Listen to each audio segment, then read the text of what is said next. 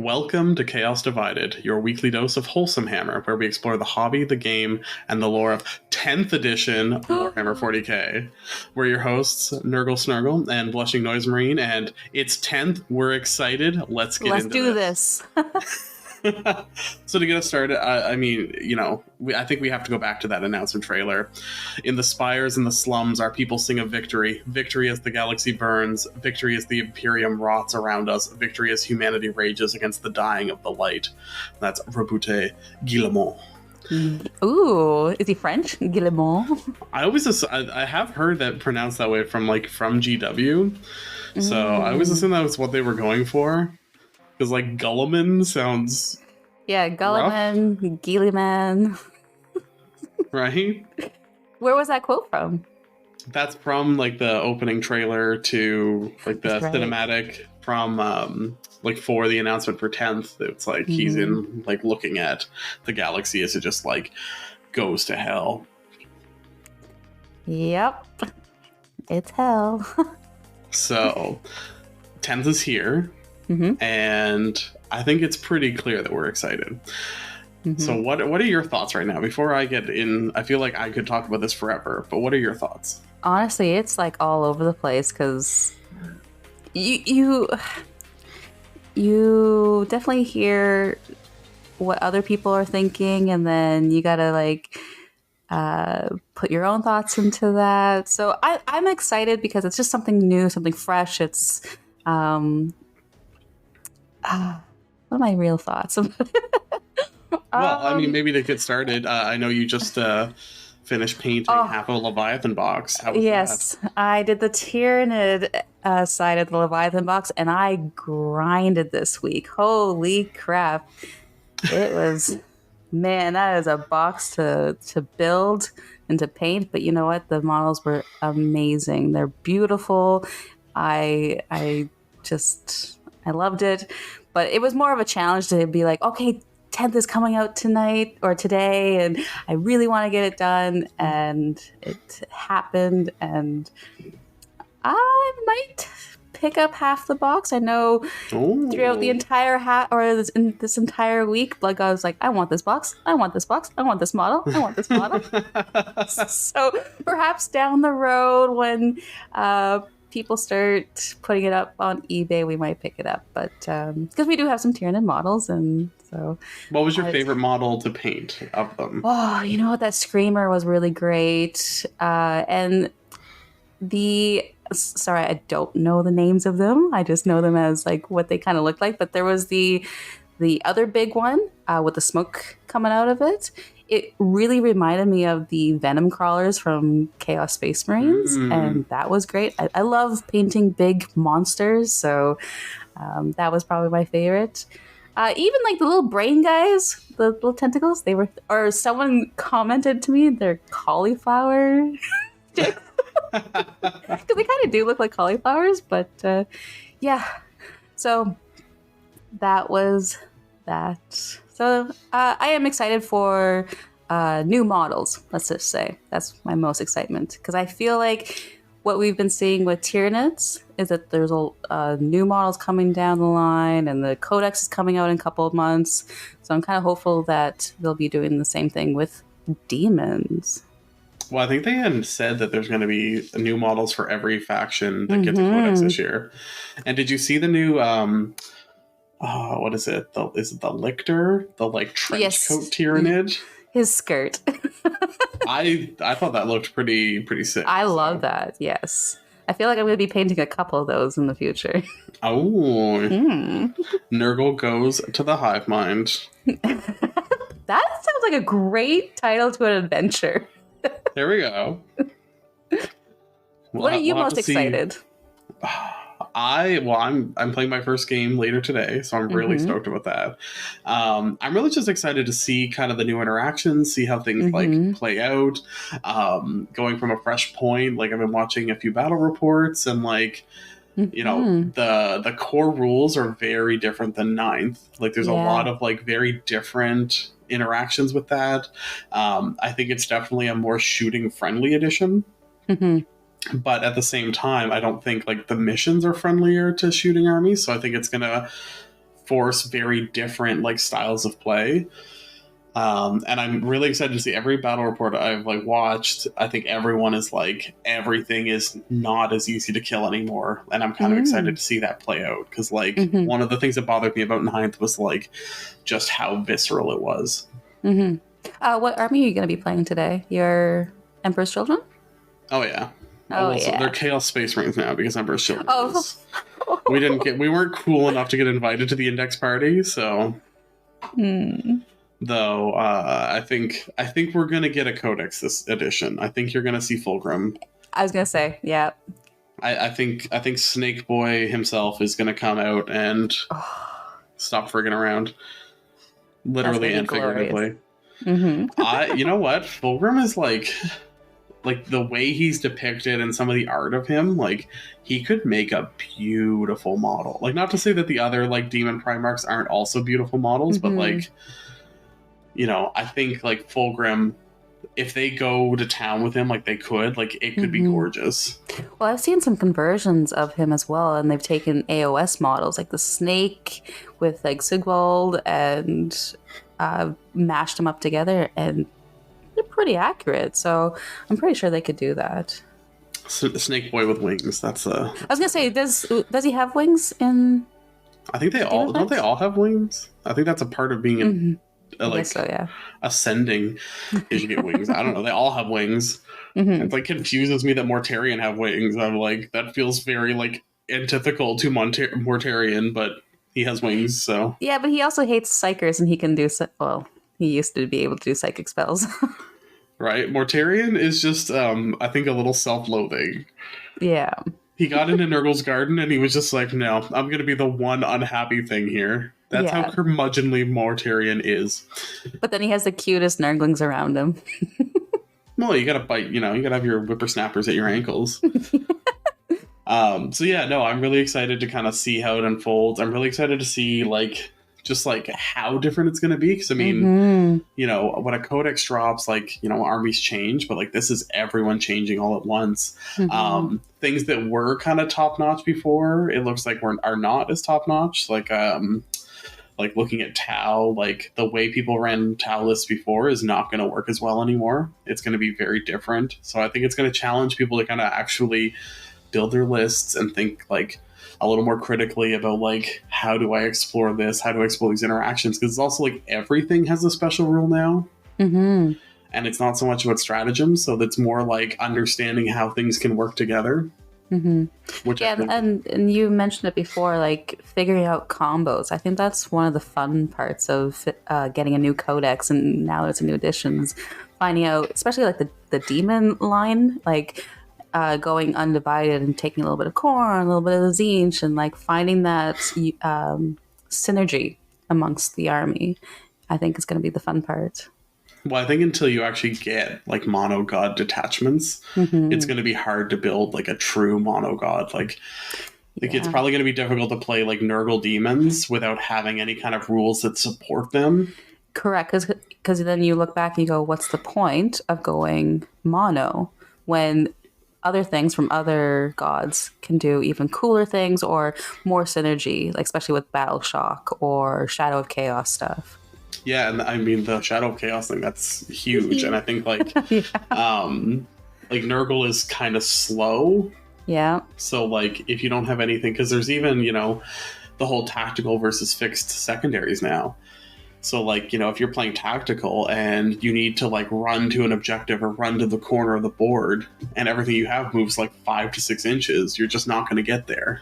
Well, there's that strat where you can teleport, which is very nice and spicy. It's definitely what Nurgle needs. And then with Be'lakor, not being able to shoot at anything outside of 18 inches is very spicy as well. So anything around him also he gives a lone operative aura. And it's any unit. So high untargetable great unclean ones.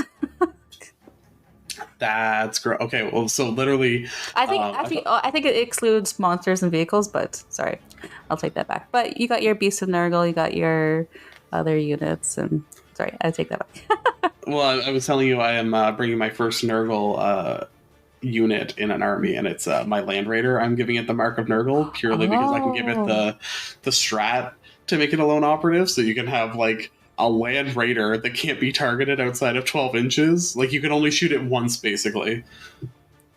Beautiful. So I'm kind of excited because that'll really, and I'm gonna put Lucius and a full squad of Legionaries in there because Lucius gives fight first, which is like, it's not broken in this edition because it's not super prevalent, but it's very spicy. And it's just for the unit. It's not your entire army kind of thing, right? No, it's just the unit he's attached to. But the way it works now is your opponent always gets to select the unit to fight first in every turn. So if someone charges Lucius, he gets to fight before they do. Oh, so no more confusion. Yeah, because like you as the opponent get to pick the first fights first unit. So again, it's one of those, like, it makes it that much harder to fight him because you've also got 10 Legionaries beside him, and like you can do some spicy things with them as well. So have you? What kind of list are you taking today? So I want to try out Abaddon. I don't think he's as like auto include as he used to be, which I like. But he is like, he's worth including. I want to see how he plays, but he doesn't feel as like compulsory because he's not quite as much of a blender as he used to be. But he's also cheaper. Ooh. So I'm going to put him in a 280 instead of 350. Wow, that's a big drop. Yeah, but he doesn't have he doesn't reroll all hit and wounds anymore. So does he have a wound cap? I think wound caps are gone, right? Yeah, he doesn't have a wound cap, but I mean, you could put him in a 10 block of Terminator, so you got to beat through 30 wounds of Terminators first. Yeah. So, unless you have precision, but even then, he's like, multi-wound. Like, he's a pretty big target himself. Like, I think he's down to tough 5, but he's still got a 4-up invul and I think 5 or 6 wounds. And I mean, he has a 2-up save, and as I think we're going to talk about later, like, AP is definitely way down across the board, so like breaking a 2-up armor save is hard. So everyone can be saving out there. Yeah. So yeah, the Abaddon plus the Terminator. I just want to try it, see how it goes. But one of the combos I've seen is throwing a Hellbrute beside them. So Hellbrutes now give a 6-inch aura of, you get both effects from Dark Pact, so the lethal hits and the sustained hits. So Abaddon also gives all of the marks to the unit that he's attached to. So basically every attack, you have exploding 5s and auto-wounding 5s, no matter what you're trying to do. And then the Terminators can reroll all hits, so you can just like fish for it. The Legionaries give Lucius as well the reroll wounds of 1, or if they're on an objective, they can reroll all wounds. And Lucius has 8 attacks with precision, so that squad can also just like pick out characters. Wow. So there's definitely some like spicy, yeah. I mean, my little dancy boy on his little tiny base with his little whip. So I think there's definitely going to be some like fun combos there, and I mean, yeah, and some of the fun times with these combos is a lot of people not kind of expecting it as well. Like, you don't have people already knowing what you're doing, so you come to the table and you kind of perform it, and they're shocked, and you get kind of shocked yourself, like, oh, it worked. Well, one thing I'm really excited, the combi weapons have anti 4+ on against infantry, but also have devastating wounds.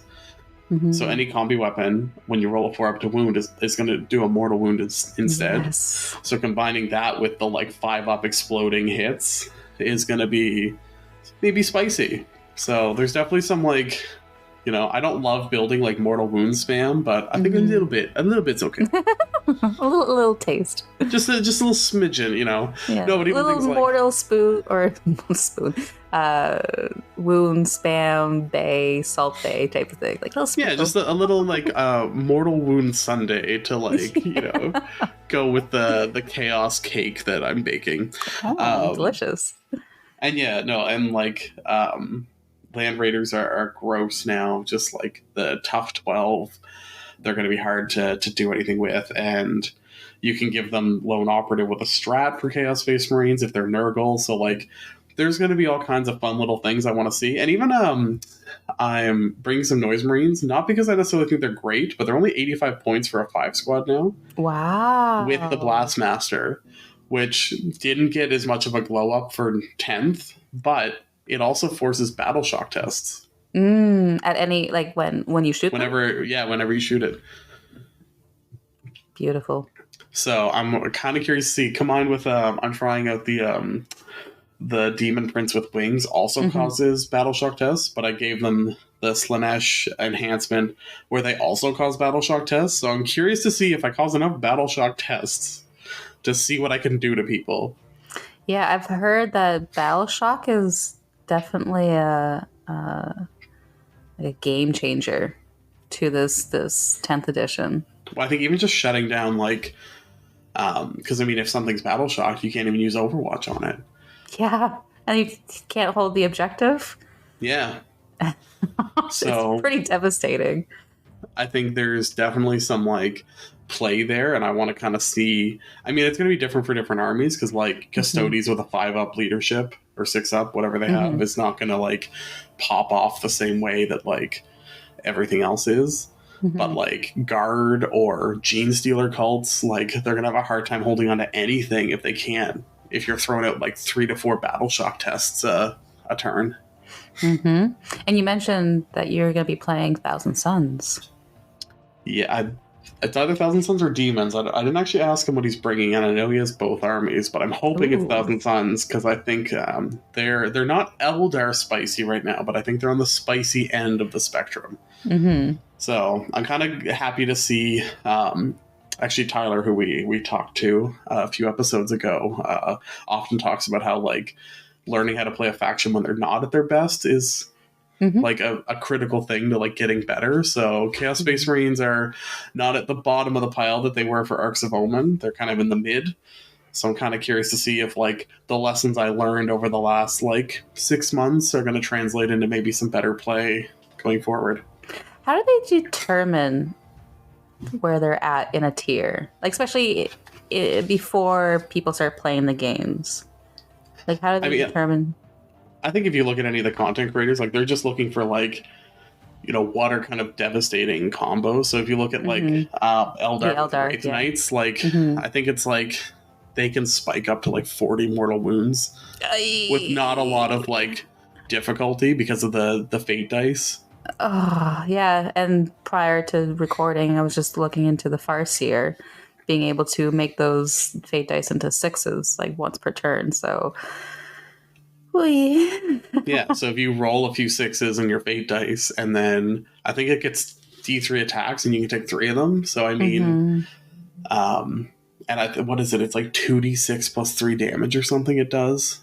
So like if you spike enough of those rolls, like it's just like a monstrous amount of mortal wounds it can throw out. So are they S tier now? I think one of the rankings I saw was like YGWY tier is like what they were calling them, because it's like but I think Eldar as a whole also have quite a bit of devastating wounds, but then can also make rolls into 6s. Like it's like other armies that have a lot of devastating wounds don't necessarily have the same access to just like generating them. I would love to like just be a fly on a wall in that boardroom when they're like deciding these factors amongst the factions. I mean, they probably assume that like not everyone's going to run like something based on this exact one thing. But is it Wraith Knights also have they might have indirect fire on top of it? I think that's I think that's the other kicker with it. It's just like the combination, like it's also a very expensive model. Like it's a huge like, you know, point sink. But I mean, it's going to be worth it if you can just like delete a Terminator squad with it.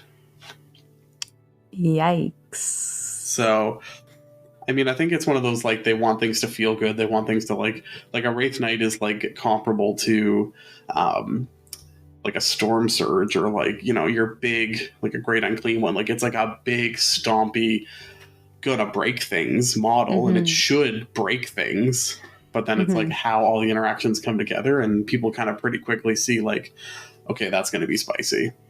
Yeah, especially when there's not a lot of feel no pains throughout the game. Yeah, it seems like I think Custodes have it army wide against mortal wounds, but like feel no pains seem to generally be less accessible. Mm-hmm. Or if they are where something might have had a 5 up, they now have a 6 up. Mm-hmm. So it seems like they kind of toned down on mortal wounds overall, or made them less reliable. Like, it's not like psychic phase just is mortal wounds now. Yeah, and then there was some armies, like we discussed, like Tau had no defense against the psychic phase. Yeah, so now, like, if you do have a feel no pain, or like there's ways to access it, then you can at least get something. But it's not like an army-wide, like, every army's running. I mean, it sounds like Nurgle might have some spicy feel no pains, but you were mentioning the Great Unclean one earlier. Spicy, maybe like a jalapeno spicy, but we're not talking about Carolina Reaper spicy. I mean, didn't you say that the Great Unclean one has a 4-up feel no pain and a 4-up invulnerable, yeah. And is tough 12? Yes. I mean, that's going to be pretty hard to break. How many wounds does it have? I think it's like 20 or 22.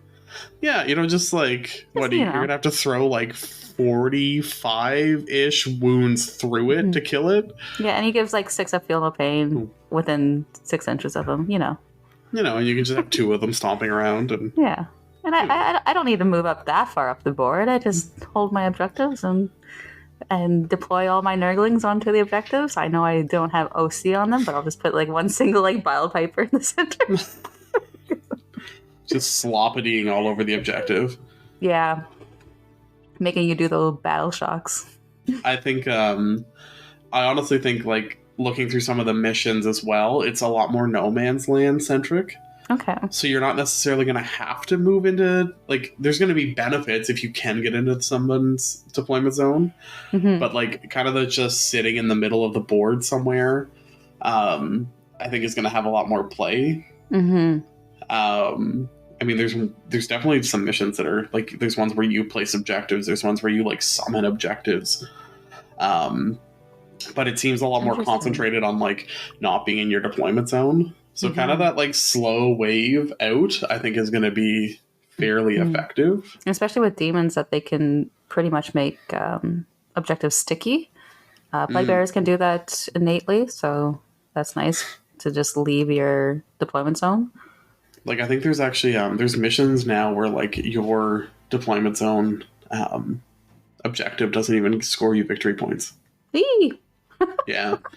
So, like, it's really, like, you need to make sure your opponent doesn't take it from you, but, like, it's not actually worth that much for you to hold. So, like, the whole, like, gun line kind of forming out and then, like, blasting your opponent off the table and then moving up, I don't think it's going to work as well because you're not scoring enough from your kind of 1 or 2 objectives you can hold as, like, say, a shooting army. Like, I think even... It sounds like there's a lot of variety of, like, how the game is going to be per mission, per table, like, instead of how it was in 9th. Well, even things like lone operatives. So, like, if you're guard and you like to bring the parking lot of tanks and you never move them up, like, your opponent's going to just be able to hide from you much better than they used to be able to while still shooting you. Or if you have Be'lakor and he gives the no shooting to most of the army, then what are you going to do as guard? You're forced to move up, which I think is going to incentivize you to play differently. And that's what I mean about, which will be funny to watch that parking lot try to leave. You're like single, like, yeah, my turn. They're like, all right, I failed to leave enough room for the first tank to leave, so I don't have a movement phase. I don't score anything for the first 3 turns. I can't shoot you. I don't score. Ouch. Yeah, so I think you're going to have to see people maybe be a little bit more careful about just, like, again, trying to hole up on their side of the board and just shoot away, because it's not going to be as effective. Like, Be'lakor shuts that down almost entirely. Yep. Like, if you can't target somebody, you can't do it. And I think, like, the Ghost Keel has lone operative, which is, like, that's a big, stompy battlesuit that can, like, really do some damage, and you got to get close to it to even target it. And, like, I mean, getting super close to it is not a problem because it doesn't have any notable melee. but you got to move out. You need to be out there. I think, like, you know, having played Tau in 9th edition, like, you know, that whole Cao Yun, like, just hide from your opponent and, like, be jumping around and trying to avoid them, I think is going to be harder to play because you need to interact with your opponent so much more. That's great. I love that.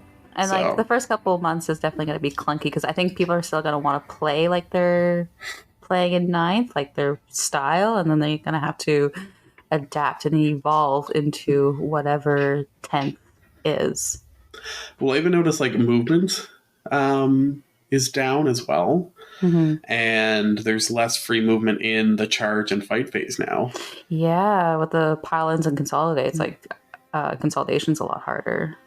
I think you actually taught me how much I should fear consolidations our first game, and I think a Great Unclean One just like cleaned half my army off the table because you were just like, oh, I'm gonna smash through this and then hit this and then target this. And yeah, then, I'm like, closer here, so I'm gonna go this way, and then right, and you were like, oh, okay, I did not screen at all. This is great.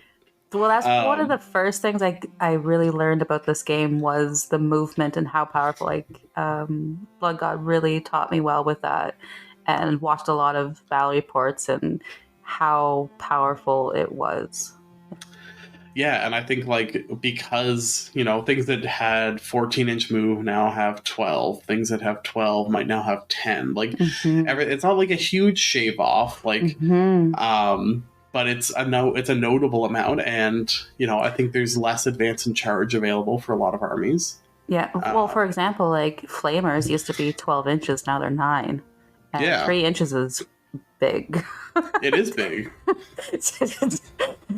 Don't think it's small. It's actually a lot bigger than you think. It's a huge 3 inches. It's massive. Yes. It's a ginormous 3 inches.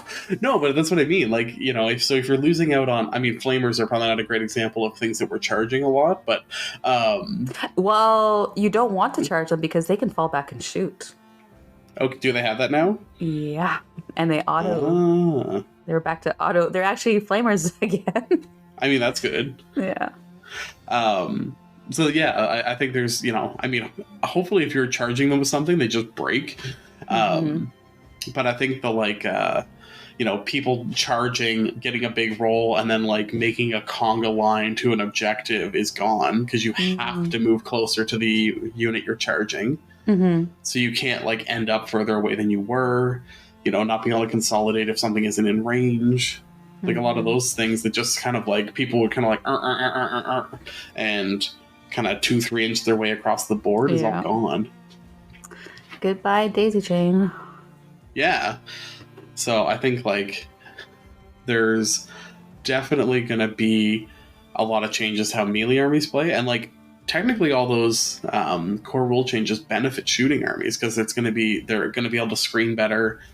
But I think the missions are going to force them to engage more. So it's going to be a bit of a give and take where, like, you might have more leeway from the core rules, but then the mission pack forces you to play differently. I like that. You know, you can't, so you can't just do your, like, wave of guardsman squads 3 1/4 inches apart. You know, because if you're doing that, you're probably not sitting where you need to be. You're probably not engaging with what you need to be engaging with. I can see a lot of people play. I can see a lot of people playing that way for the first month or so because, like I said, they're so used to it. They've played it like that for so long, and it's just going to be an adjustment. Well, yeah, I watched the battle report. It was mini wargaming, and it was somebody brought like a very 9th edition Tau list, and it was against Deathwatch, and they just got stomped. Wow! Because they brought the crisis suit spam. They didn't necessarily have any big guns. They didn't necessarily have anything to screen with, and they had like the crude hounds to kind of sit on back objectives, and they just disappeared. I mean, Deathwatch also do very well against Tau. Yeah. But they didn't have what they needed to really like beat through what was being thrown at them. Yeah. We're way off the script at this point. I don't think we have much of a script, but is there any standout data cards for you? Like when you're looking through, I specifically tried not to look at Nurgle Demons because I was hoping you would open up the gift of Nurgle for me? It's a small gift. um, they're not. I would say out of all the demons, they're still not the standout. Slanesh is somehow a little bit more resilient than Nurgle. There's a lot of 5-ups with Nurgle, which is kind of ouchy. But it's gonna have to rely on the Great Unclean One with that 6-up Feel No Pain and being within him for the resiliency. I would have. He does bring back Plague Bearers with the bell, but the Nurglings not having OC kind of hurts to see. Like, and there's no OBSEC out there, so the Beast of Nurgle did keep that ability where they can heal up to if you don't kill them, they heal back up at the end of each phase. So that's nice to see. But you can only take 2 in a unit. So I used to have 18 Beasts of Nurgle, and now I can only bring the 6 of them. So kind of watching that dwindle kind of hurts, but I get it. And there's 75 points model, so. But the drones, I think I might be playing a lot of drones. They're 45 points model. If they shoot a unit, you can reroll your wounds against them. They're the fast unit of Nurgle, so they go 10 inches. So that's kind of nice. They're OC 2, tough 5. They're tough 8. They're tough 8. Oh wow! At 5 wounds. So, yeah, they're pretty beefy. Epidemus gives you a CP, which I think I'm just gonna remember the great old 8th edition days, because it's kind of hard when you start off with Nurgle Demons in 8th when they were actually pretty good. They had some really cool rules, and then you kind of see what's kind of happening. It's hard to really feel the love for it, but I am optimistic for the Codex that maybe GW out there, you can, if you hear my cries and my whimpers at night, make Nurgle great again. Even though I wasn't like that great, but Slimex is kind of cool. He has a 4-up invulnerable. Great and Clean One, like we said, has a 4-up. But yeah, it's pretty meh. I think putting a combo with other demons will be good, like especially with Be'lakor. Maybe put some soul grinders in there. Will be nice. Ooh, soul grinders. Maybe. There's some indirect fire kind of thing going on there, so. And I like the sloppy bile paper where he can get you to do a battle shock test. I really want to play with the battle shock test, because if you're in the Shadow of Chaos when you're demons and you fail, you take D3 mortal wounds. And if I pass in battle shock, I revive D3 models or D3 wounds, so it's not too shabby. That's pretty intense. Mm-hmm. Is there anything else? Are there other ways for you to get trigger battle shock tests, or not with Nurgle, but with other demons? Like there's this altar from Khorne also does battle shock stuff. I haven't really gone in depth. Like I just watched the Art of War video today on it, and there's some great information on there. I highly recommend anyone who is a demon fan to go check their video out. They go through every single data sheet and they kind of just quickly go through it. Nick Nanavati is a big demon player, and he knows exactly what to look for, and you can hear the love out of his voice for demons, so he's great to listen to when it comes to demons.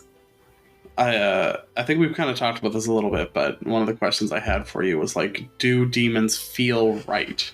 Like, does it feel like what they should feel like? The Nurgle Demons, no. I still miss my 5-ups. I guess I'd have to try it in a battle to really feel it. I think what really helps them is the Shadow of Chaos, and that's what makes them feel like chaos. But at this point, I'm just gonna shrug my shoulders. I don't know quite yet. We'll have to check back in once you've had a few games and see how it feels. Well, we are planning a battle soon, so we are. And then the GT's coming, so I know. I'll try and remember to take at least one picture of each round because that's about as much as I can commit to. I am excited for that, and it's, you know what? It's so fresh into 10th. I feel like it's going to be rough, but in a good way. Mm-hmm. Like it's not going to be as like viscerally precise. No, and I think a lot of people are going to be very understanding. And I believe, and I'm very hopeful and optimistic that this GT is just going to be like, just people just hanging out and like, hey, let's try this. Let's figure this out together.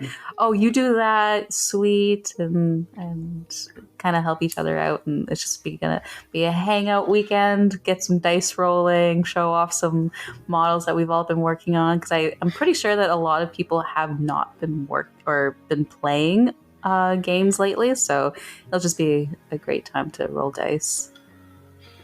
You know what? It's been tough. It's like you're so excited for the future. I know we talked about this before, but like, you know, having a few last games, and I did have kind of my last game of 9th, and it was a lot of fun. Mm-hmm. But yeah, I'm really excited to kind of dig into the new edition because it really is. It's very different in a lot of like kind of key ways. Like a lot of the, like I've said before, the rules interactions work differently. I'm excited to kind of see, like, you know, it's one thing to know the math and be like, okay, this is what this like mathematically works out to, but then like actually seeing it on the table and like even just learning, like, okay, you know, taking, you know, Terminators with Power Fists and Chain Fists. Those used to just be good against everything, and they're not anymore. Like, you can't just throw them at a big knight and then hope that they're going to actually, like, destroy it, because they can't. Because it's, you know, they're going to be wounding on 5s.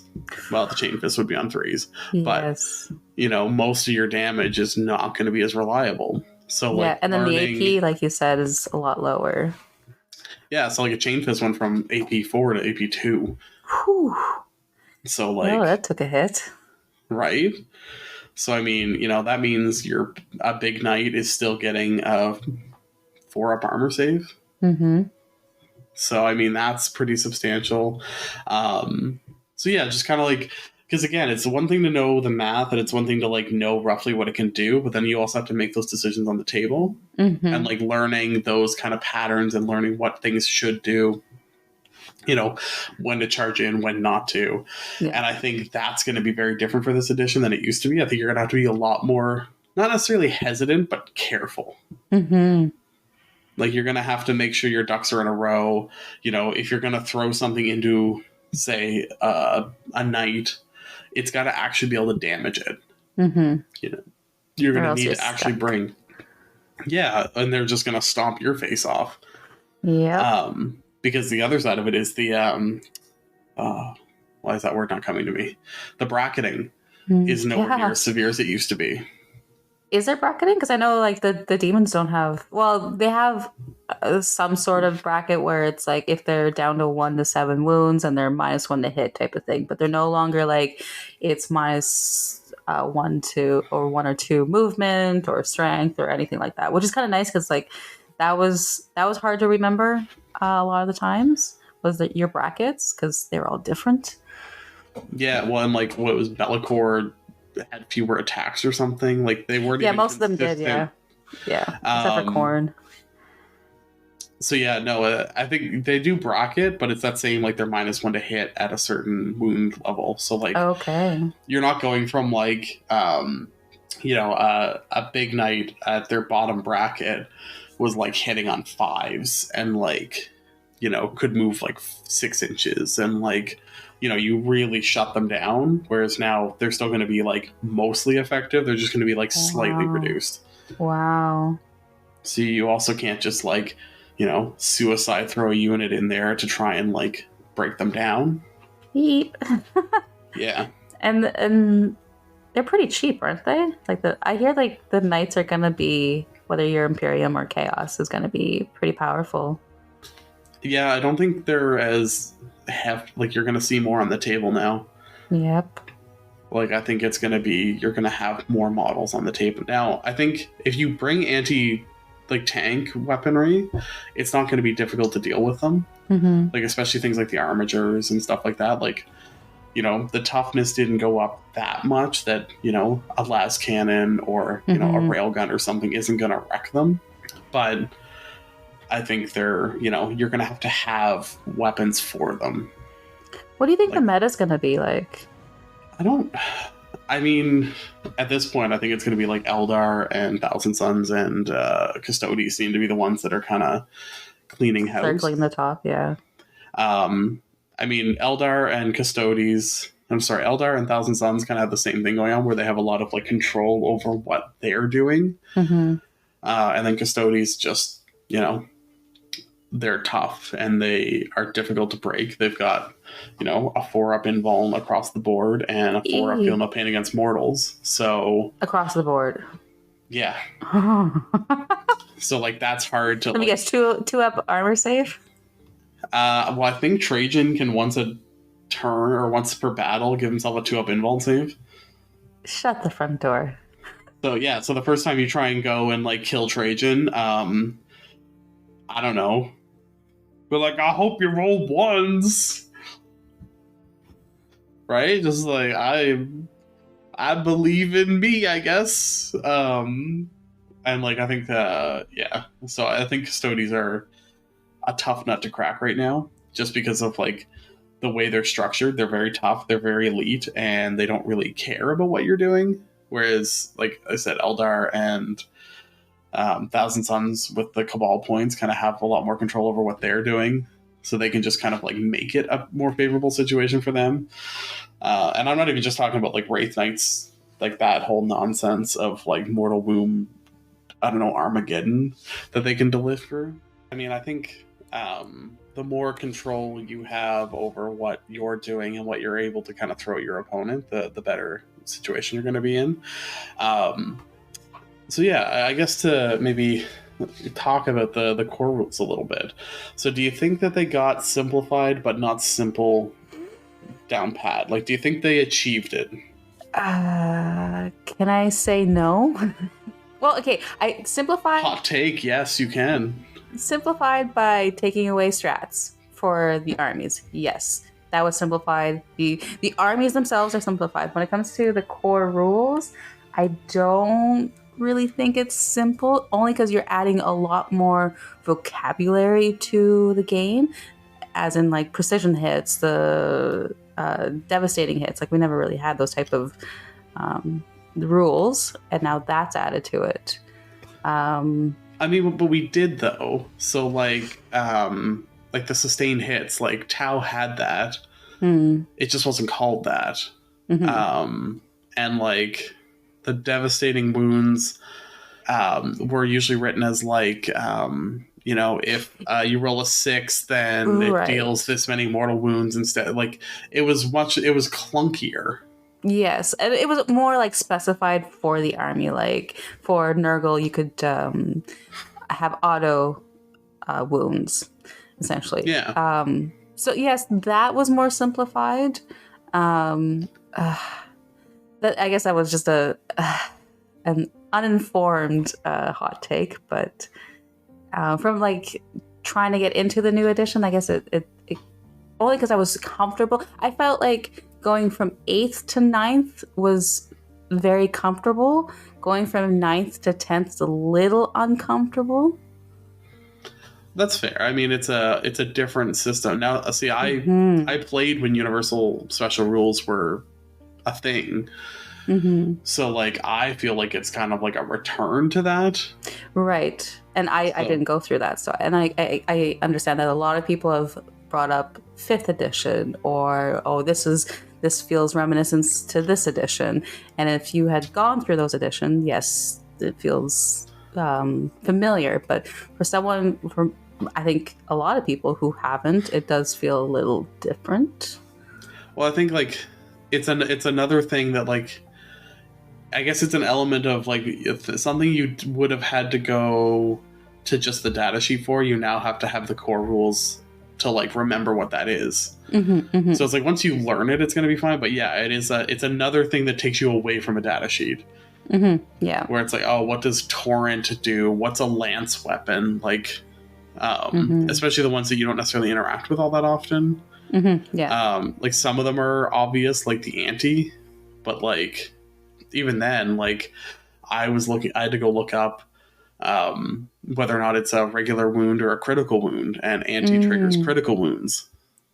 Because then again, so anti combined with devastating wounds is like huge. But yeah, I had to like piece through. So I get what you mean. I think that's fair to say that like you have to figure out what the universal special rules actually are, and that can involve some going back and forth. But I think once you get them down, it'll be easier. Yeah, it's just like adding more language to the language that we're already speaking. Yeah, but I mean, somebody coming in to 10th for the first time wouldn't have any of the old language. They would just like, they wouldn't be talking about like auto wounding. They would just be like, oh, that's what torrent is. Yeah. So it's, yeah. So I think it's like, I think that'll sort itself out. But yeah, it is something that like information that used to be on a data card is now not. Effectively. Yeah. Is there any changes that you're a fan of? Battle Shock. I think Battle Shock, I want to see it in game, but I think it's really cool. Yes. I think being able to kind of shut down a unit because they kind of rolled poorly is really fun. And then there's other units that will trigger it at certain points throughout the game. I think I really enjoy, instead of just the morale phase or just this phase. It's like there's different units that will trigger it in shooting or in fighting. I really like that. I think I'm gonna miss the psychic phase though. I'm not gonna miss the psychic phase. So it's because I know you don't. I didn't interact with it. I mean, even my Chaos Space Marines, I think I used to bring 1 to 2 psychers. I think I liked buffing a unit or debuffing. I think I really like that. I'm not a big fan of like the psychic being a shooting attack. I wish it would have something to do with more. Like, I do miss some of the like utility of the psychic phase. So like, being able to have a roster of spells and try and build out a list that then like use those buffs. Whereas now you have to attach a character. Like I look at like the Dark Apostle, who went from like almost a mainstay of every Chaos Space Marine army to like barely viable. Because they lost all of the utility and like the control you had over them, because they just like, I can't remember what I think they give +1 to wound or something, or -1. It's something to do with, it's like it's nowhere near compared to like basic what like Illusory Supplication did. Like Illusory Supplication was like bananas, and now you can attach them to like a cultist or a legionary squad, and they're. So what do they do with the Master of Possessions? Maybe they're the ones that give like -1 to wound or something. They're fine, but they're not as like oomphy as they used to be. I didn't run one because I didn't have one, but I like what Master of Possessions used to be taken for is now a strat. It's a Zinj strat. Oh, okay. So yeah, you're really more limited to like CP use for a lot of those things. So like I feel like a lot of the like psychic buffing and like prayer buffing CSM has been moved into strats. Okay. Because like CSM strats are really powerful, but it's limited. You only have 6 of them. Although I kind of agree with that, because there was times where you're playing against Space Marines or Chaos Space Marines, and when it comes to the prayers and the litanies and they get it on a 2-up, it's like, well, I can't deny that, or I can't. Yeah, you just get this really powerful rule. Which, I mean, the Dark Obscuration for Nurgle giving Lone Operative is honestly more powerful than Illusory Supplication was. Because you can just put that on something and then you get the one unit that's shot at it shoots, and then everyone else is out of luck. So I mean, that was really powerful. They made it more powerful, but now it's a CPU, so it's more limited. So like, I get how they moved these things around. It's all still there. Like the toolbox is still there, but because the it's tools have locked to been moved CP, around. yeah, but because it's locked to CP, it's more limited. Yes, and you have to like really plan for it, or you have to decide whether this is the opportunity to use it now. It's not given. Well, and because the extra effects are tied to what mark you've given them, like you have to plan in the list of development, like what you're going to need them to do. So like, you know, I said before about like picking a Nurgle Land Raider. It's not because I necessarily think that's the right mark from a damage dealing perspective. It's because like that lone operative strat is too useful for something that's that big that I want to be able to just like blast its way into the middle of the board. Did you enjoy making your list? Have you tried the new app? I have not. Other than the very prevalent warning of it's not going to be free for long, I didn't love that. Because like, I don't know, I've given Games Workshop enough money and they already built the app. Why would I have to pay for it? I heard a really good argument the other day, and it was, if you kind of just take it as a loss of like us not having to pay for the app, it will make us pay for more models. Like, we will give you the money in some way, but just when it comes to books and the app, people don't really want to do that. It doesn't feel good. It doesn't feel like we're a part of this game, this hobby. But if we have that money, we're going to put it towards models. I think like the easier it is to be creative about list building, the more likely you are to find new things that you are then going to want to buy those models to do. Yes. Yeah. Like, I do like that everything's accessible, you know? For now, asterisks. Well, I mean, but honestly, that's what forced people to like I haven't heard anyone talk about like Wikipedia in a month. Right? Or Battlescribe, because that's gone. Yeah, so like, you know, if you make these things accessible, then people also know what everyone else has got going on. They know what's going on with their army, their opponents, and they can access it all, you know, without trying to get around anything. So I think like, as it stands right now, it's actually very nice. I find it a little clunky for some units because it doesn't test as easily as like Battlescribe did. So like, I was playing with a list. I just bought some Chosen off somebody, and I trying to get that unit set up took me like 10 minutes because it wasn't telling me what I did wrong.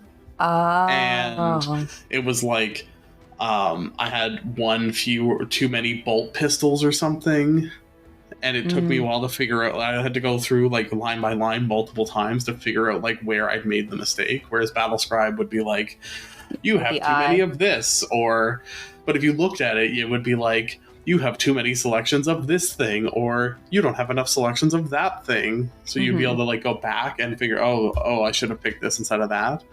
Whereas it just goes like, you've set that unit up wrong. Do you feel like this could be just an easy fix for the app? Just like an easy upgrade? Like, it tells you if you've done it right, so it would have to know what you've done wrong. Yes. Okay. So like, you know, even if it was like, because they might be trying to avoid like you saying like, oh, you should set this unit up this way versus that way. But like in that case, it'd be like, okay, you know, your unit has too many pistols. Like, you know what I mean? Like, just like whatever category it was error checking against that it was wrong, just give me a clue. Do you feel like this is like their way of doing like a beta testing before they put it out on the market? I mean, I wouldn't put it past them. It's kind of an easy way to get everyone to test it. Yeah, it's a good idea. I mean, it's probably going to get wrapped up into Warhammer Plus. That seems to be the thing they're pushing. Oh, I was just about to say, I hope it's not a subscription. Oh, it's definitely going to be a subscription. No. Yeah.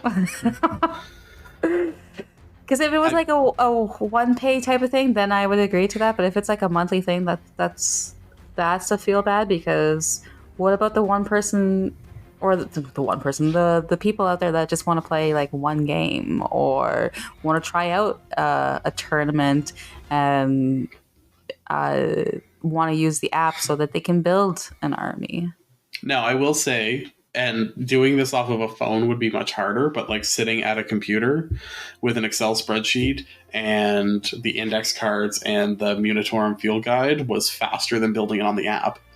So like building, having done them in ninth a few times before I discovered what Battle Scribe was, because I was a scrub that was new, I 100% will say that like building a list for 10th is super easy to do on your own.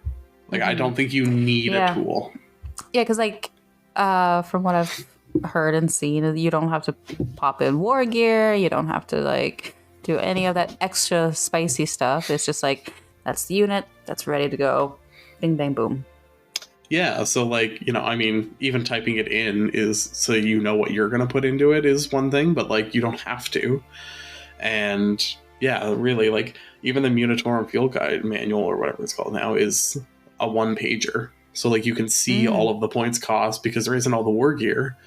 Yeah, you know, CSM used to be, like, 2 full pages. And you'd be you go cross-eyed by looking at it. Yeah. And, like, I think demons were the same. Like, they were... Yeah. It was a huge... Well, yeah, and trying to fit that 5 points here and the 15 over there. And then you'd build your army, you're like, crap, I forgot to give something a instrument or... those instruments. I will say it's harder to build a perfect 2,000 point army now. I bet. That annoys me just as like a personal preference. Yes, there's the satisfaction of the 2,000 on the dot.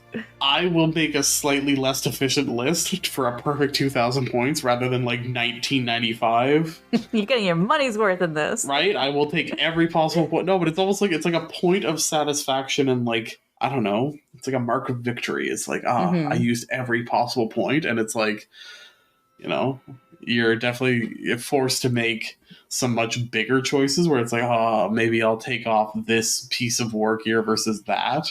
And now it's like, maybe I'll take out this whole unit and replace it with something bigger or smaller or 2 of the smaller, like whatever it is. Because it always felt bad, like building a list, especially with 9th Nurgle Demons, and be at like 1980. It's like there's 20 points. I feel so shortchanged in this. How many points were Nurglings? You couldn't just have more Nurglings? Right, they were 20 points, but they were 20 points a piece. Sorry if I was like at 1985 or something, but either way, like when you're off by like 15 points or more, it feels bad. It's true, yeah. And that's where, like, you know, I got a list up to 1995. I made a perfect 2,000 point list, but it's definitely harder. Like, you definitely have to, like, make different choices, and you have way less, like, control. Terrain rules. I don't want to talk about terrain too much because that might be a future episode. But how do you feel about like some of the new terrain rules, like not having dense, not having heavy, not having like all of these different categories? I'm gonna be completely honest. I don't know any of the terrain rules. So please enlighten all of us there, BlushingNoiseMarine. I think we're actually going back in time, really, because we're more so looking at like everything can get cover now. So if you're not fully visible and you're on a piece of terrain that gives you cover, like your tanks can get cover now. Your like, you know, greater demons. Your greater demons can get cover now. So I mean stuff that's got a 2-up, you know, a land raider can get a cover save. Which means that like a melt-a-gun you're still getting a 5-up armor save against. Which is pretty huge. So I think I like it. I think it's positive. It's going to require different play again because, you know, vehicles didn't interact with terrain really before. Other than they were impeded by it, but they didn't benefit from it. So, you know, things like, do you park your dreadnought half out of a building? Yeah, you do. Because why wouldn't you? Yeah. So are we looking at vehicle edition? I said that before. I think that this is going to be Tank Hammer. It's Yeah. people are calling it Tank. Hero Hammer again, but I think it's Tank Hammer. Tank Hammer, I love that. But just like how tough vehicles are, how tough monsters are. Mm-hmm. You know, we were talking about like Great Unclean ones before. Like that's going to be hard to take down a Great Unclean one. Good. Like and it should be. Yeah, exactly. I am disappointed that they didn't listen to our episode about the Kool-Aid Man abilities. I hope someday a Great Unclean one gets Master Train. One day. I'll whimper tonight. Yeah. A little louder. Your whimpers to GW. I just want them to be able to Kool-Aid Man it through the terrain. That's so much to ask. I should write them a letter like it's Santa Claus. Right. Dear James. James of the workshop. Yeah. But no, I think, I think bringing tanks, because it's also like that's where your anti-tank weapons usually are, is on other tanks. You know? So like having... Very true. Like the only strength 14, which is like an anti-tank weapon that Chaos Space Marines gets, they're on vehicles. Mm-hmm. So like that's other. I guess technically Abaddon has it, but he's a machine, if not a vehicle. Yeah. He's the engine to the machine. Right. So I think like other than devastating wound spam. If you actually want to take down like a field of knights, then I think you're going to actually have to bring some guns that can kill knights. Yep. So I'm kind of excited to see like how that evolves, because things like armies like Eldar that, I mean, we'll see what they like FAQ or deal with for like things like Wraith Knights and that, but like the whole thing with Eldar is they don't have tough vehicles. When do you think we're going to see a FAQ? I don't know. I feel like I don't know if they're going to rush as much as people want them to. Just because I think, they're going to want to see how these actually play out. Because again, there's a difference between like a mathematical combo and a likelihood on the table combo. Yeah. Like the Wraith Knight, I think I said before, like the 40 mortal wound, like it requires a lot of spiking. It requires having a lot of 6s for fate dice. It requires like, you rolling very well. Like it requires a lot to go right for you to get to that level. And like, it's unfortunate that something can like effectively delete a single unit, but you also don't want them to just like rush in and like destroy that one unit and maybe like also break the faction in the process. Like how long did it take them to figure out Eldar and Harlequins in 9th? Like it was Arcs of Omen before I think they sorted out how Eldar should work. But at the same time, it was also how fast was it for the community to figure it out within seconds. They knew it was wrong. Yeah, but I think like you also don't want to overcorrect and just like break a whole faction. Yeah, because that's the other thing is like or like they broke Harlequins for Arcs of Omen, and then I don't think I saw Harlequin's army. True, right. So it's like, I think they're maybe trying not to just rush and assume. I think they'll want to see some like tournament results. Like, I think that's really where they balance the game out of. And at this point, we don't even have a GT pack yet. No. So, really, we're still even a couple weeks before you're going to start seeing any competitive results. Yeah. I mean, if it really skews really fast, like I think you might see a change maybe late July, early August if it's really that egregious. But I think you'll want to see like, I think they'll want to at least see how it plays out for a few weeks before they like go in and tear it apart. And obviously in the meantime, just have fun and get together with your pals and roll some dice. I mean, the reality is that like, it is a less killy edition. So like you're probably not going to be tabled anyways. So it is about playing the game and like, you know, playing against somebody who maybe has a more rules-based advantage over you is going to force you to learn your army better and like take advantage of those moments. Yeah. I mean, yeah, it might not be fun to play against somebody who's trying to like cut the bleeding edge of the meta, but it also depends on like, you know, if you're at your local game store and you're like, man, I don't want to play against that, they should also be kind of accommodating. Yeah. And what I've also seen is it's not as high scoring either. You're not seeing as many 100-point games out there as much. Well, I think the primary is both harder to score, but also where more of the scoring comes from. So it's 50-40 versus 45-45. But like I was saying earlier, like your deployment zones aren't usually super relevant. It's usually about fighting over no man's land. Like the mission I was setting up for today, just the combination of rules.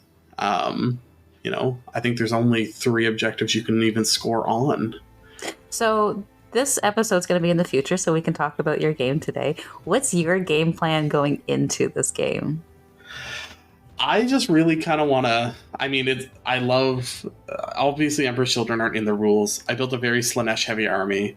I want to go fast. I want to be fast. I've taken as many fast units or units that I can make go faster as I possibly can. I want to just like take over the no man's land in the first turn or two and force my opponent to make a bunch of decisions. And I'm hoping alongside like the battle shock testing I'm going to force, they're gonna kind of have to do that like waffling back and forth that nobody likes to do. And I'm really hoping that this survivability is high enough that I don't just get like blown off the table for my hubris. Because like I said, I want to go fast. I want to be fast. I'm gonna try and be everywhere. You want to fight first with Lucius? 100%. I am so excited that Land Raiders have the assault ramp ability again. I want to like. Is he gonna come out fabulous out of the ramp? Lucius at this point, he's a bit of an ugly boy, so I don't know how fabulous he's gonna be, but he's going to be fabulously deadly, is my hope. I mean, he's actually got some AP. He's does some decent damage. I think like being able to snipe out characters from squads is going to be huge. You know, you're talking before about like, you know, a sloppity bile piper and stuff like that. Like being able to just like throw him into like a chumpier, easier to kill squad, I think is going to be a great advantage. I'm so sorry. Garrow's just woke up from a nap. Aww. Say hi, Garrow. For those of you who don't know, Nurgle Snurgle might have a new kitten. You know what? I think honestly, that's a lot of what we wanted to talk about today. So, I think the kitten has made the decision on how long this episode's going to be. He's dropping the gavel. So, any last thoughts on 10th before we wrap it up? Garrow, are you excited for 10th? Yeah. Yeah. I think we all are. Yeah. Well, I can't say any better than that kitten. I think, honestly, I'm super excited for 10th. Like I said, I am excited to see combos and seeing what works and what doesn't. And just, again, hit the table again and roll some dice and meet my friends. Are you going to bring 3 great unclean ones to our first match? Of course. I'm so excited. I'm quaking. You want 3 great unclean ones? I want so many great unclean ones. The table breaks in half from all the weight of them. I want it to be terrifying. Okay. I want to not you got it. Absolutely. Honestly, from what you're saying, I want Bellicor and 3 great unclean ones, and I'm just gonna lose. I'm gonna lose so hard. And just nerdlings. Just. Well, you need plague bearers at least to hold an objective. Nah. No, just table me, and then you can score whatever you want afterwards. Yeah, it's just gonna be great unclean one, great in the middle of each objective, and then nerdlings all around. Well, they can't be in the middle anymore because you can't sit on the objective marker anymore. Oh, you can't? No, the objective marker is actually like a thing now, so you can't just sit on an objective. Oh, wow. I just broke your whole battle strategy. What am I going to do? We have to just sit in front of the objective and make it difficult, I guess. Yeah. But no, I think that was to counter, like, Great and Clean Ones and Big Knights just sitting on objectives. They know my plan. Right. They saw through you. Oh, they heard that whimper. Right.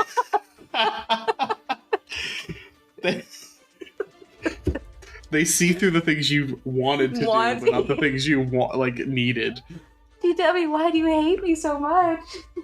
I'm sorry. Yeah, Garrow's upset too. He's upset. You tell GW, Garrow. Well, I think we'll cut her there. So thank you all for joining us. Don't forget to subscribe to Chaos Divided, both here and on Instagram and YouTube at Chaos Divided 40K. We're moving up in the world, and you can find us both on social media at Nurgle_Snurgle and at BlushingNoiseMarine. And until next time, bye bye.